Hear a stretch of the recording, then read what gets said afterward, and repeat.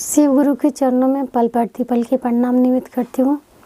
आप हमारे प्रणामों को अपने चरणों में जगह दे।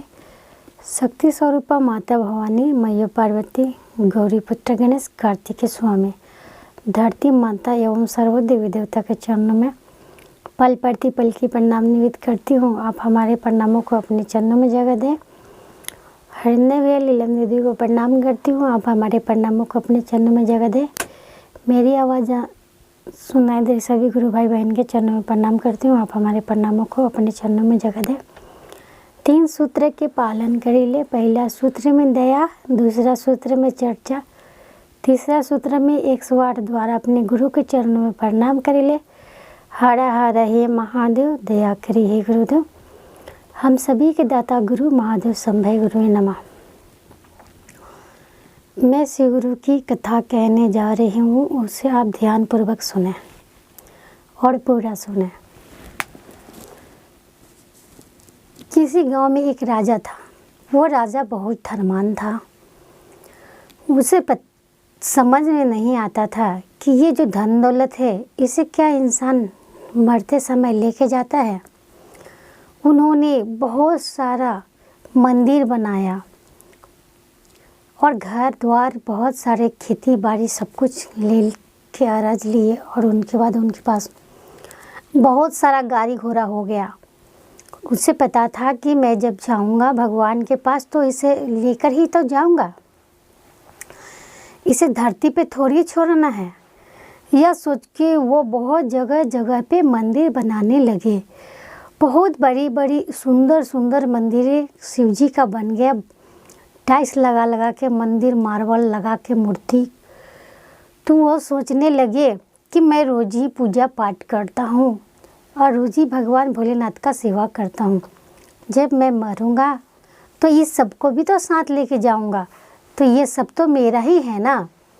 ऐसा सोच सोच के उन्होंने सारे ऐसे रंग बिरंग के सामान अरजने लगे और जगह जगह पे हरियाली हरियाली, घास वृक्ष, पेड़ पौधे, पुण्य का काम करने लगे। वो ऐसा ही करते करते एक दिन भगवान भोलेनाथ कहने लगे कि पता नहीं राजा क्या सोचता है। राजा को लगता है कि राजा जब मृत्यु लोक में आएगा तो ये सब उनके साथ ही आएगा। माता पार्वती कहा कि हे भोलेनाथ, इन्हें तो कुछ भी नहीं अकल है, लेकिन आप तो इन्हें मार्गदर्शन दिखाए। भोलेनाथ ने कहा कि ऐसा ही होगा, पर कुछ दिन और हम लोग इनकी देखते हैं और इनकी परीक्षा ले लेते हैं कि ये राजा आखिर करता क्या है। ऐसा ही करते करते राजा के कारोबार बहुत आगे बढ़ने लगे। बढ़ते बढ़ते एक दिन और शिव जी का बहुत बड़ा सा मंदिर एक अपने घर के सामने ही बनाया। तो भगवान भोलेनाथ कहे कि अब इसे तो दर्शन देना ही पड़ेगा।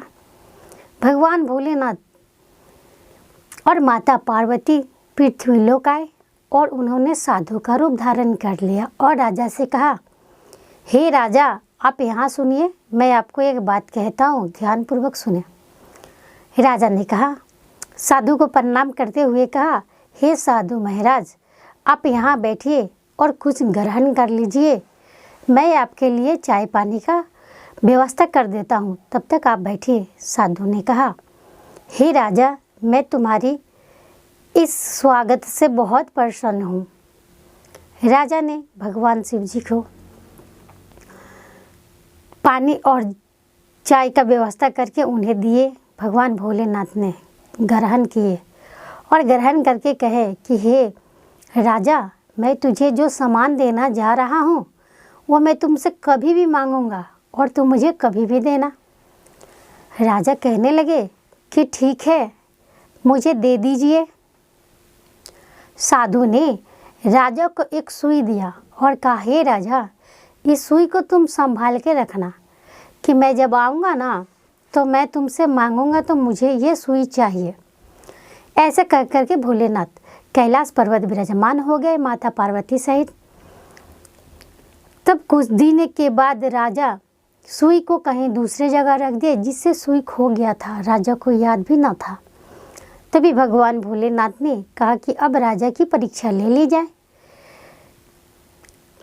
फिर वही साधु रूपी पृथ्वी लोक पे आए भोलेनाथ और माता पार्वती सहित। तब उन्होंने कहा कि राजा ने आया और भगवान भोलेनाथ के चरणों में गिर करके उनको प्रणाम किया और कहा कि साधु बाबा बैठिए। साधु बाबा को बैठा दिए, फिर जलपान का व्यवस्था किए, फिर जलपान लिया करके साधु बाबा को दिए। वो जल पी करके और चाय पी करके नाश्ता करके और बोले कि मैंने जो तुम्हें सुई दिया था, मेरा सुई मुझे वापस कर दो। राजा ने कहा कि हे साधु महाराज, आपकी सुई तो हमें याद ही नहीं है, क्योंकि मैंने आपका सुई कहीं रख दिया है। तब साधु ने कहा कि हे राजा, जब तूने मेरा एक सुई को संभाल के नहीं रख सका, तुमसे मेरा सुई जब खो गया, तो क्या ये धन दौलत गाड़ी घोड़े बंगले ये मंदिर क्या तुम्हारे साथ जाएंगे, जो तुम इसे ले जाओगे अपने साथ? राजा ने कहा हाँ, ऐसा तो नियम होता है।